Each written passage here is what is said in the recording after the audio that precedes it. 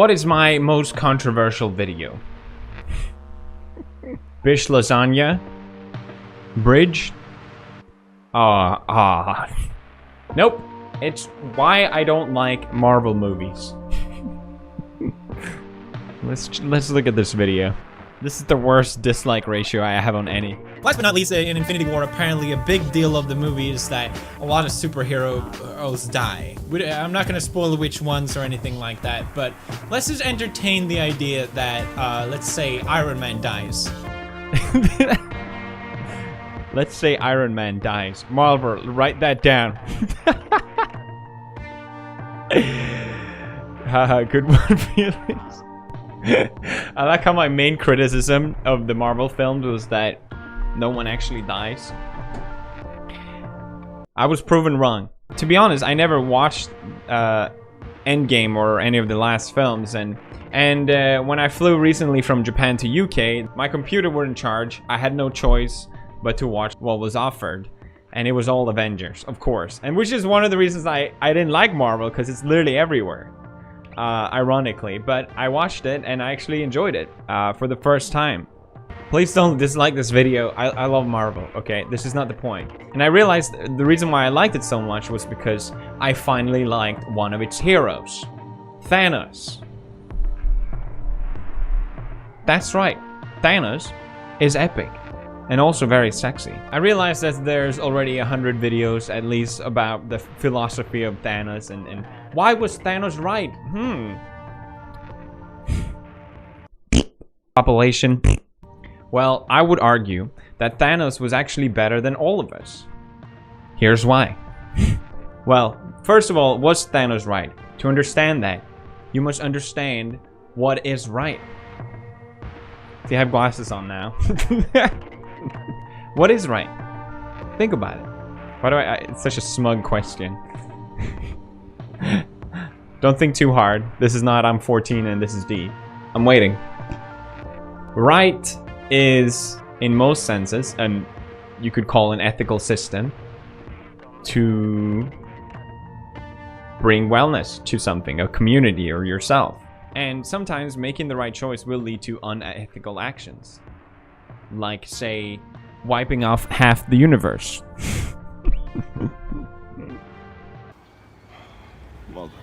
The philosopher Søren Kierkegaard, who I've spoken about before on my channel, calls this concept in the book of Fear and Trembling the theological suspension of the ethical. Telos means goal in Greek, and it basically means putting aside what is right or what is technically good to do in hope for something greater. If you buy G Fuel, enter the code PewDiePie to become epically energized and thirst quenched, you made a theological decision. Thanos believed that wiping out half the universe would make it so that life would actually be able to continue and thrive and become better and not just cease to exist. I think that's the consensus. I don't really remember. This universe is finite, its resources finite. If life is left unchecked, life will cease to exist. It needs correction. You don't know that! I'm the only one who knows that. But his goal is for things to turn out well, and he doesn't take pleasure in the killing, which I think is an important distinction of him being good or right.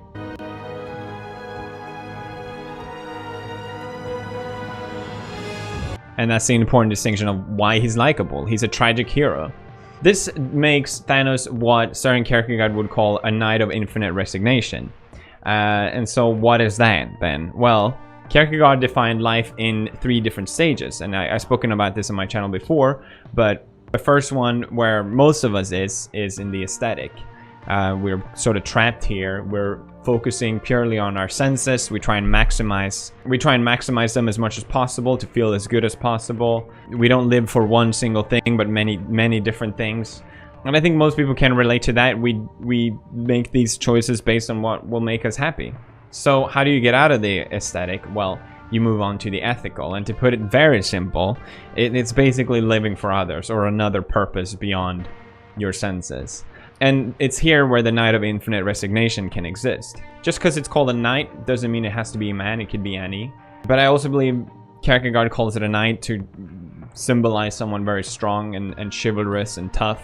You would have to be to make these sort of decisions that a Knight of Infinite Resignation has to make. When Kierkegaard talks about the infinite, he's talking about what you love. And that is what defines your entire worldview. The quote from the book is, "So for the first thing, the knight will have power to concentrate the whole content of life and the whole significance of reality in one single wish. The Knight of Infinite Resignation resigns just that, everything for this wish." And Thanos did this. He put everything aside to reach this goal, to reach this wish. A hero is typically defined by what they love. What do you love? Have you ever made a decision on something that you sacrifice for the greater good? Maybe you've given up on a dream to pursue happiness for someone else. By understanding what we love, we open up ourselves to become more vulnerable, and this is something that's very hard to do. But a Knight of Infinite Resignation also understands that the world is finite. The world doesn't always fall into the right place. Sometimes you will not always win. There's a limit to each and every one of our capacities, and no matter how hard we try. Let's say you have all these mean superheroes who manages to frickin' turn back time to stop you, Jesus. Time travel! What? I see this as an absolute win. Let's say they didn't snap Thanos back, sorry, spoilers. Would Thanos given up at this point?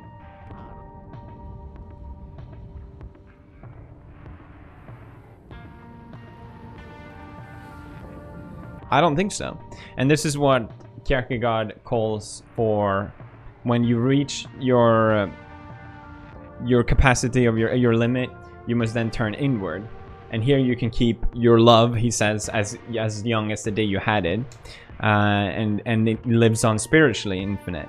This, of course, would be very painful, but you can reconcile in its spiritually infinite existence. I think it's really interesting with Kierkegaard is that he himself gave up his love of his life, Regina Olsen, to pursue his writing. Another sacrifice. And I think that's probably why he came up with this whole idea. But I think that's what makes him so interesting, because he truly lived his ideas. I criticized Kierkegaard in a previous video because he explained everything previously in this book, Either Or, with such perfect rationale for hundreds of pages, and when he talks about the aesthetic and when he talks about the ethic. But when he talked about the third stage, the religion, rationale was just completely thrown out the window. And to me, whenever discussing religion, it has always just seemed to me like blind acceptance and blind following, and it seemed like he wanted you to do the same thing. But it's clear that I didn't understand Kierkegaard, because that's not what he wanted at all. If anything, he was strongly against that. He was strongly against blind acceptance. It's part of the reason why he criticized Christianity at the time, because people had just accepted becoming Christians, and it wasn't something that he thought people actually practiced. Even if you're not religious, you still probably blindly accept a lot of ideas. That's not to say that everyone religious blindly accept ideas, but you understand what I mean. We protect ourselves from ideas because some of them would change our worldview if we accepted them. Some ideas will never fully get pondered, and therefore we will never find our infinite. Is it a coincidence that it's called Marvel Infinity War? I don't think so. This whole connection with Marvel is so cringy, but I tricked you into listening philosophy epically. You know, my final message is this, and it's the same as Kierkegaard's. You have to practice your ideas. You can't just buy Ninja's Guide to how to become a pro gamer and then become a pro gamer. You must practice. I'm 14. And this is PewDiePie. I hope you guys enjoyed this video. It's a bit random, I understand. I really enjoyed Kierkegaard's Fear and Trembling. It's a great book. I kind of feel like I've jumped a bit back and forth too much with philosophy, but it's something that I enjoy reading and something I enjoy sharing, so I hope you guys enjoyed as well. I made a theological sacrifice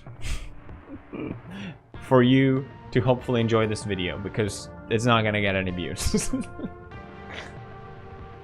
buy the figurine. Bye bye.